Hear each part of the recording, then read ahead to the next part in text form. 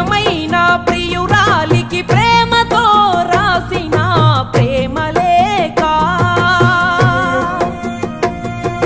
స్వయమైన చేతులతో ముక్కలుగా చింపిందే మనసు లేక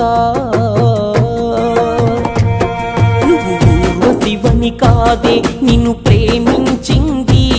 నువ్వు దేవతవని కాదే నిన్ను పూజించింది నువ్వు నింగివని కాదే నేలనేమైంది నా ప్రాణం అనే కదా నీకు అలుసయ్యింది రాతలో లేని రాదమ్మ చెప్పలేను